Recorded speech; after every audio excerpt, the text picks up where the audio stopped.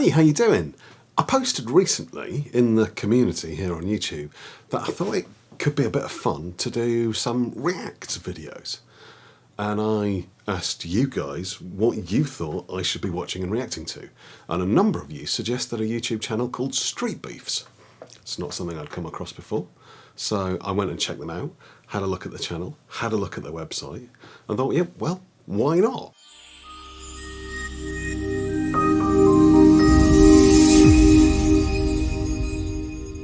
I mean, Streetbeefs is, from what I can gather, an amateur organisation based in Virginia, in the US, that is set up to allow people to fight in a kind of controlled and relatively safe way. People fight either to settle a dispute or just for the love of it.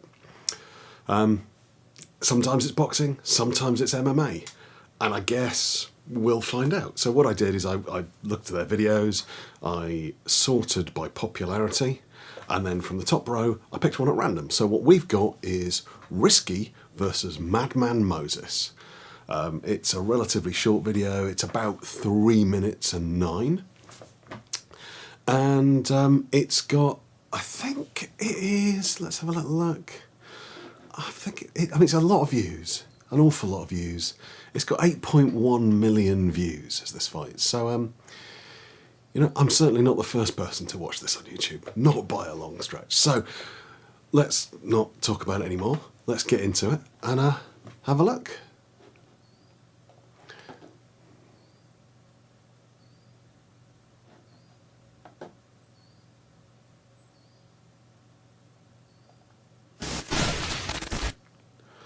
Okay, that's a pretty cool little intro. I like that. Nice little animation. Bit glitchy.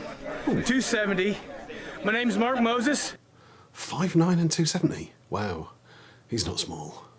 Okay, Mark Moses. Nice tats. Quite like that. Let's see what you got. That's all you need to know. Yo, what's going on? This your boy Risky, 6'1", 337 from Maple Hill, North Carolina. Street. 337. I mean, that's a big guy. I mean, 6'1", about the same height as me, and I'm about 220. And I'm not small. I'm carrying a lot more weight than I want to, and he's got, God, over 100 pounds on me. Half again my weight. I'm not sure I'd want to fight somebody that size, however skilled or not they were. I think this is going to be interesting. Neither of these guys look like they're particularly athletic, but then, you know, neither did Fedor, and he was quite amazing. So let's get back to it and see what's going on. Beefs back with a super duper heavyweight MMA match. It's going down. Shout out to BOK Prom. Go check out the pay-per-view. Shout out to our YouTube channel, Surviving the System. Go check it. We break it on down for you. Who and is shout that out man? to the Street Beefs website, Street Beefs AQ. Okay, he's just this flogging corner, much we got by the Risky. looks of things. 0-0 in Satan's backyard. Oh no. Okay, so he's not fought here before. Madman. He's 0-1 in Satan's backyard. 0-1? Be safe. Fight hard, fellas. Okay. Hey, son, y'all know the rules, kind of middle touch gloves? Oh, hey. Wasn't he wearing clothes a minute ago? I don't know, I mean, maybe naked reffing is the way we do things at Street Beefs, but yeah, fair enough. Try not to judge. These guys are not small, are they? And yeah, Madman Moses, 5'9" and heavier than me. Okay, let's see what they've got. Conduct yourselves as men, protect yourselves at all times. This is Street Beef's mouthpiece. I assume he's called Jacob. Let's work. Otherwise it's a bit of an odd tattoo to have. Okay, I wasn't quite paying enough attention there, and I think I need to go back and see that again. Hang on, let's just bring that back a little bit. And no, a little bit further. Let's go from there. Let's work. Okay. Okay, flying knee. That was an interesting start. Okay, at this point, I just want to stop now because I've not really managed to concentrate much on the fighting. So I know there's been a lot, but I'm really struggling to work out what Madman Moses is wearing. Because it looks a bit like he's wearing some kind of lycra thing that just covers his tummy. I don't know. I guess it could be maybe a wrestler's singlet that's been pulled down. But yeah, he doesn't look like a wrestler, does he? Let's go back and watch that again and see if we can see any technique coming in this, other than the initial flying knee, which I think was a thing of beauty. Yourselves as man, protect yourselves at all times. This is Streetbeef mouthpiece. Mouthpiece. Let's work. Okay. Interesting.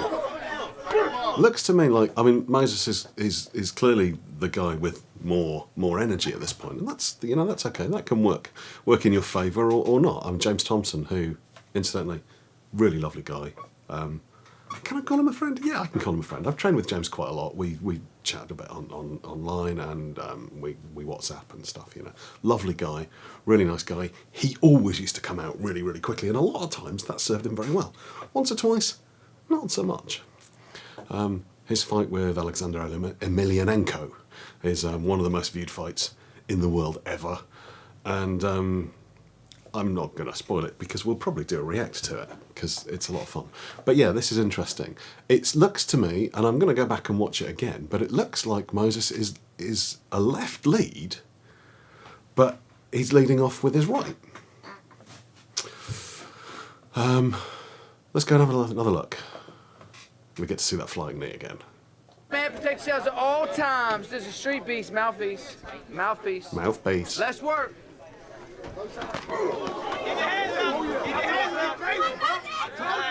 Oh no, there was a left. No, my mistake. Okay. Some nice little body shots there. Risky's lost his headband. Oh, we coming to a clinch. Broken away. Okay. Oh. Okay, we've got a nice little reverse chancery there. Now, I think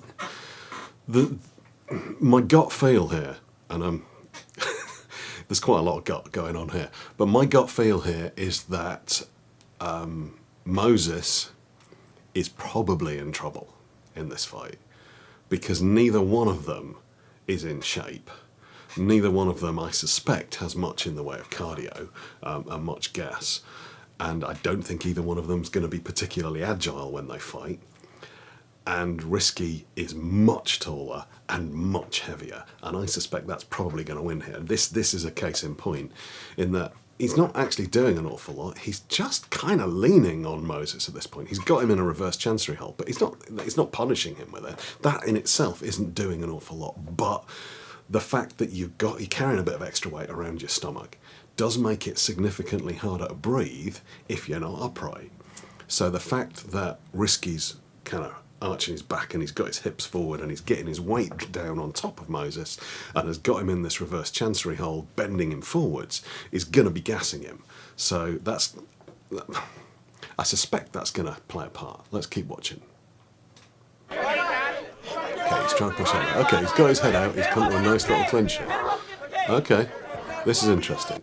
It makes me wonder if perhaps these guys have wrestled, because that's quite a specific clinch. I'm not sure. Moses, I don't know. It looks like he's grasping his hands together,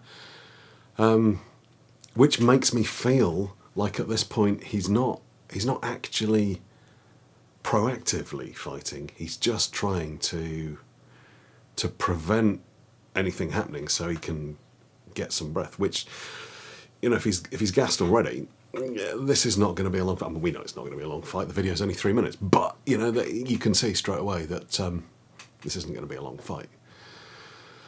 Let's see what happens. If I were Moses, I'd be looking to try and break away and get some strikes in again. But I suspect Risky's got a much bigger reach. Let's see. Oh, okay. Yeah, that was a surprise. I want to go back and watch that again, because I'm not convinced that was actually a punch that did that. I don't think that was quite as impressive as it first looked. Let's go back. Okay, so here we go. We've got out of the clinch. So he pushes him away. Yeah, absolutely. So what's happened there is that he's thrown that big right, and Moses has covered up inside it, and as it's hit, he's kind of turned a bit, and I think he's lost his footing, and I suspect that it's probably nowhere near as impressive as it looks, and I think the thing that made it feel like it was a really spectacular strike was that he spun into the board, and that bounced off the fence and made quite a loud noise. Let's go back and watch it again.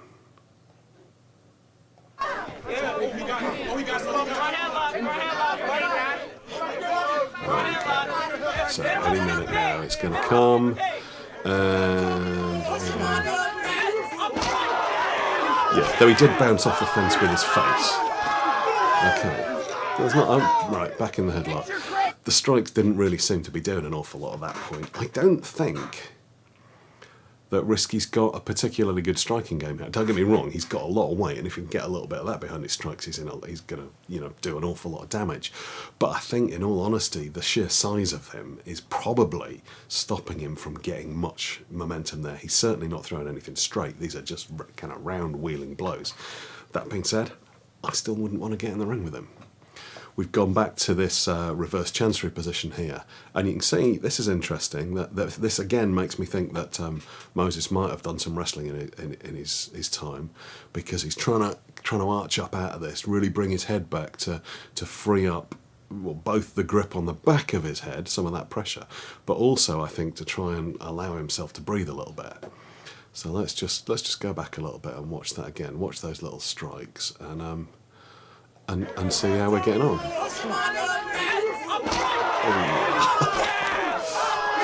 Strike, yeah, covering up, he's come round, and we've got the headlock again. We've got this nice reverse chancery. He's kind of bridging up out of it. Oh, nice little throw. Ah. Okay, all right, that's interesting, because we've seen a couple of things that make me think that Madman Moses has done some wrestling in the past. But that's the first thing that Risky's done that makes me think that he too might have done some wrestling at some point. Because firstly, he took him down, and that was relatively nice. That could have just been chance. I'm not convinced it is. But then once he'd got him down into this high defence, this referee's position, he spun around on him to try and get to a better position, and Moses has put an arm up. So what you've got, when Risky took him down, what he should have done is put this cross block in, bring the arm across, block under the armpit, take that arm out of the way, and then you can spin around behind it. Because he didn't do that, he's allowed Moses to get his arm up between the legs. If Moses was fitter and in better shape, and possibly a more experienced wrestler, he would have used that arm and Risky's circular movement to drive himself up and reverse that takedown. But he didn't. Let's watch that again, and you'll see what I mean about the kind of the chest to back spinning around. That's a lovely little move. And here comes the throw. There, watch him now. There. He spun around. He tried to come around to the side. Didn't like the north-south. Oh, nice little hammer fist coming in there. There's not a lot going on in the way of defence. Oh, he's tried to get the leg. Oh, you don't want a man who weighs 300 pounds landing on top of you. I don't think he's getting out of this. I genuinely don't think he's getting out of this. Okay, that's interesting. Let's go back to that. Again, this makes me think that Risky's done something. Now, this could just be that he's watched a lot of wrestling, he's watched a lot of MMA, he's watched the UFC, and he's replicating things that he's seen. But I don't think so. Some of this stuff seems to be coming quite instinctively to him. And I want you to watch what he does with his left hand when he's doing this ground and pound. So let's go back to that little takedown here and watch him spin. Right, so he's striking with his right, his left comes in and strikes here, and watch that left hand any second now. There, he's come in and he's taken, there, that's the one, that's the point, and I like that He's now got real control in that Moses isn't even really going to be able to stand up. If Risky can keep that hold and keep those strikes coming in, he's not going to be able to stand up and get up and get away. And I think this may well be the end of the fight.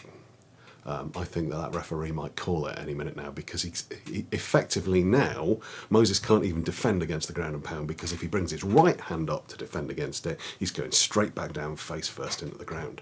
And you know, that's never fun, even on canvas or mats. And I suspect that ground there's slightly less fun. Oh, okay, he's right, he's getting his head down. Beautiful. He's got him flat, he's got his weight on top of him. Yeah, and the referee stopped it. Let's just go back to that. And again, it's another sign that this guy is not quite the amateur that I first thought. Is that when he brought him down and he flattened him out on the ground, he got his knees right up. There you go, that position there. Now, as a person who predominantly wrestles, I've done a little bit of BJJ, but I predominantly consider myself a wrestler. I don't really like that position, because Risky's knees are right in blocking him. But, you know, from a ground and pound perspective, he doesn't need to get his feet back and get his hips up. He's probably not even in a good enough shape to be able to get his hips up and drive his weight down. And let's be honest, at 330 pounds, he's probably got enough weight on top of Moses at this point that he doesn't need to add to it at all. So he's blocking him quite nicely with his knees and still getting a bit of ground and pound, and the referee's coming in to stop it. And to be perfectly honest, at this point, who can blame him? There we go. Okay, let's just watch that little end again, because it's quite interesting. He pops him down, he gets that Nelson hold on, and he's still got hold of that wrist. That's really interesting, is he's popped off the wrist to get onto the head, and he's driven him down, and he's come back and re-secured the wrist. It's really quite a nice little move there. You know, I don't think I gave this guy enough credit at the start, and I probably should have done. Anyway, there you go. He's up. He's won. The fight's been stopped, and Moses is up too. Look at that, nice bit of sportsmanship from the two men. Hey, Good on them. That's a heavyweight battle. Do you know what? They move good. Winner. Yep, winner. Still not sure what Moses is wearing, but let's stop that. So yeah, that was quite good fun. That was quite a nice little fight. Obviously, it was really short, and whilst there were some quite nice little points in there, there certainly wasn't an awful lot of pugilistic skill involved, even if there was potentially some wrestling skill. I think from my perspective, one of the most interesting things is that if that fight had happened in England with English people, I don't think we'd have seen the same level of wrestling ability there. I think that probably the fact that wrestling is quite established in schools and colleges across the US means that far more people have got a really kind of relatively basic level of understanding of some of the simple wrestling moves and do some things instinctively because they did them at school. Much the same way that over here people play rugby a lot at school, they play football, soccer, and that gives a kind of instinctive. You go and watch a couple of guys having a kick around in the park over here, and they'll have a reasonable level of ball skill.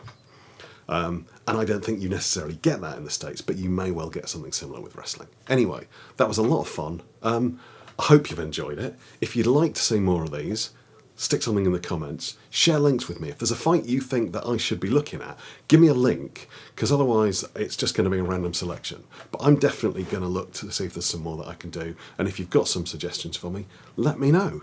And I'll see you soon. Take care.